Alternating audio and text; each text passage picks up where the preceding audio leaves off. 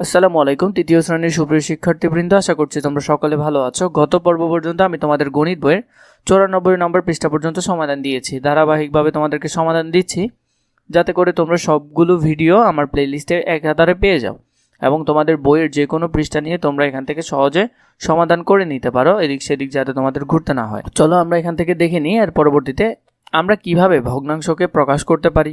1 metre ফিতাকে সমান 3 ভাগে ভাগ করি। তাহলে 1 মিটার ফিতাকে আমরা কি করলাম, সমান 3টা ভাগে ভাগ করলাম। তাহলে এখানে নিশ্চয়ই কয়টা অংশ? 3টা অংশ। তাহলে এই অংশটা 3 ভাগের কত অংশ? নিশ্চয়ই 1 অংশ। এই অংশটাও 3 ভাগের 1 অংশ, এই অংশটাও 3 ভাগের 1 অংশ। সবগুলো যোগ করলে কতই হবে? 3ই হবে। তাহলে লিখলাম এটা 3 ভাগের 1 মিটার, এটা 3 ভাগের 1 মিটার, এটা 3 ভাগের 1 মিটার। ফিতার ভাগ করার প্রতিটি অংশকে 1 মিটারের 1/3 বলা হয়। একে লিখতে হয় কি 3 ভাগের 1 মিটারে। 1 নম্বরে কি বলেছে দেখো, রং করা অংশ কত লম্বা। এটা পুরোটাকে আমরা 1 মিটার ধরলাম এবং এটাকে ভাগ করলাম 4টা ভাগে। তাহলে আমরা যদি এটা লিখি তাহলে এটা কত? এই 4 ভাগের 1 অংশ না, তাহলে আমরা নিচে লিখবো 4, উপর লিখবো 1, তাহলে এটা হলো 4 ভাগের 1 অংশ রং করা। তারপর দেখো এখানের মধ্যে অনেকগুলো টুকরা আছে, 1 2 3 4, মোট 5টা। এই 5টা অংশকে আমরা কি ধরলাম? 1 মিটার অংশের মধ্যে 5 ভাগের 1 অংশ শুধু রং করা আছে, তাহলে নিচে হবে 5, উপরে হবে কত? 1।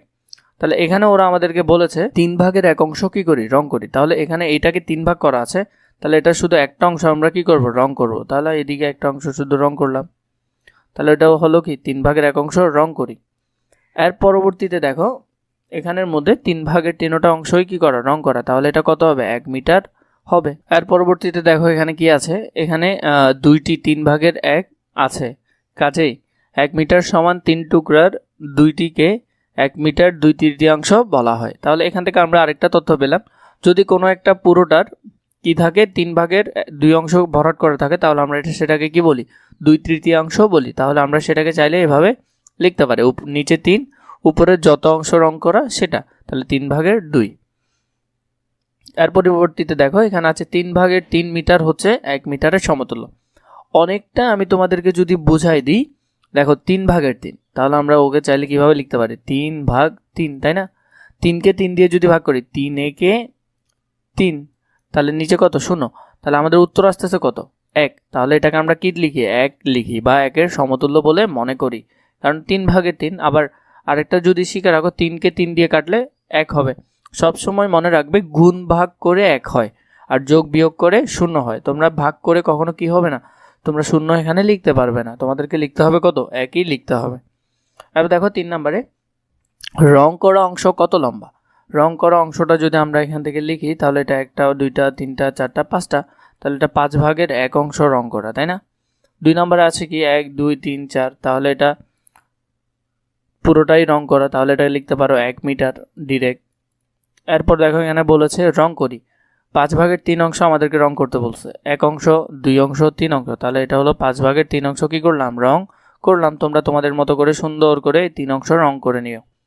আর বলেছে 8 ভাগের 7 অংশ রং করার জন্য, তাহলে 8 ভাগের 7 অংশ শুধু একটা অংশ বাদ রেখে আমরা বাকি সবগুলো কি করব? রং করে ফেলবো। এরপর দেখো এখানে আরো কিছু বলেছে, 5 ভাগের 3 8 ভাগের 7কে ভগ্নাংশ বলা হয়। এখানে 3 ও 7কে লব বলে এবং 5 ও 8কে কি বলে? হর বলে। সবসময় মনে রাখবেন নিচে যেগুলো থাকে এগুলোকে বলা হয় হর। মানে আমরা অনেকেই যদি সহজ বাংলা ভাষায় বলতে যাই, আমরা অনেক ক্ষেত্রেই শিখেছি যে আমাদেরকে অনেক শিক্ষকরাই শেখায় যে দুধের যে স্বরটা থাকে সেটা থাকে উপরে, আর অঙ্কের ক্ষেত্রে যে স্বরটা থাকে সেটা থাকে নিচে। তো এই স্বর থেকে হর বলে তুমি মনে রাখবে, হর সবসময় কোথায় হয়? নিচে হয়। এবং উপরে যেটা থাকে সেটাকে কি বলে? লব। উপরে থাকে লব, নিচে থাকে হর। এখানের মধ্যে যদি দেখে নাও, এখানে 3টাকে কি বলবে? লব বলবে, আর নিচে 5 আছে, 5কে কি বলবে? হর বলবে। এটা একটা ভগ্নাংশ।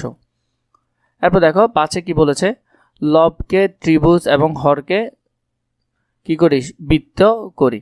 তাহলে এখানের মধ্যে দেখো লবকে, লব কোথায় থাকে? লব সবসময় উপরে থাকে। হর কোথায় থাকে? হর সবসময় নিচে থাকে। তাহলে আমরা যদি এখান থেকে করি, তাহলে এটা হবে ত্রিভুজ। উপরের সবগুলো কি হবে? ত্রিভুজ হবে, তাই না? আর নিচের সবগুলো কি হবে? বৃত্ত হবে।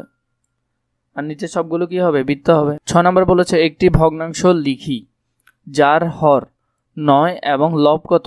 5। আমরা একটা ভগ্নাংশ লিখবো, এখান থেকে আমরা ভগ্নাংশটা করে নিই। হর বলেছে 9, তাহলে হর সবসময় কোথায় থাকে? নিচে থাকে। লব কোথায়? লব উপরে থাকে। 7 নাম্বার কি বলেছে দেখো, নিচের চিত্র সম্পর্কিত প্রশ্নের উত্তর দেয়। এখানে আমাদেরকে চিত্র দিয়েছে, এটা পুরোটা 1 মিটার। আমরা যদি এটার প্রথম অংশ এই অর্ধেক লিখে 1 2 3 4 5, তাহলে এটা 5 ভাগের এখানে হবে 1, আর এটা 5 ভাগের 2, এটা 5 ভাগের 3, এটা 5 ভাগের 4। এভাবে করে তোমরা এগুলো চাইলে করে ফেলতে পারো। এরপরে কি আছে দেখো, খালি ঘরে ভগ্নাংশ লিখি। উপরের চিত্রে 5 ভাগের 1 এর 5 টুকরা কোথায়? প্রথমটা হলো যে কি, খালি ঘরে ভগ্নাংশ লিখি। আমরা এই খালি ঘরগুলোতে কি লিখলাম? ভগ্নাংশ লিখলাম। 2 নম্বরে বলেছে উপরের চিত্রে 5 ভাগের 1 এর 5 টুকরা কোথায়, সেটা যদি আমরা দেখে নিই। 5 ভাগের 1 এর 5 টুকরা হলো যে কি, সমান সমান 5কে 5 দিয়ে করলে কত হয়? 1 হয়। একটু আগে তোমাদেরকে আমি এটা দেখিয়েছি। এরপর দেখো 3 কি বলেছে, কোনটি লম্বা, 5 ভাগের 2 নাকি 5 ভাগের 3?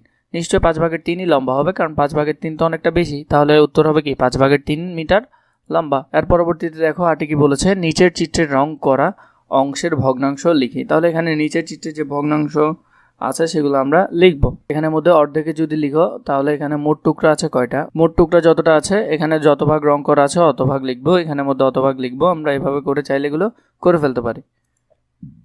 9 নম্বরে আছে কি, নিচের ভগ্নাংশ তুলনা করি। এখানে ভগ্নাংশগুলো আমরা কি করব? তুলনা করব। তারপরে ভগ্নাংশগুলো তুলনা করার পর তোমরা এখান থেকে চাইলে নিচের চিত্রগুলো ভালোভাবে লক্ষ্য করি এবং প্রাপ্ত তথ্য নিয়ে আলোচনা করি। এখানের মধ্যে যে তথ্যগুলো আছে সেটা নিয়ে কি করবা? এটা 2 ভাগের 1 দেওয়া আছে, এটা 4 ভাগের কত? 4 ভাগের 2। তারপর এখানে কত? এটা দেওয়া আছে 1 2 3 4 5 6, তাহলে নিচে হবে 6, উপরে কত? 3। এভাবে করে তোমরা বাকিগুলো নিজেরা এখান থেকে সমাধান করে ফেললো।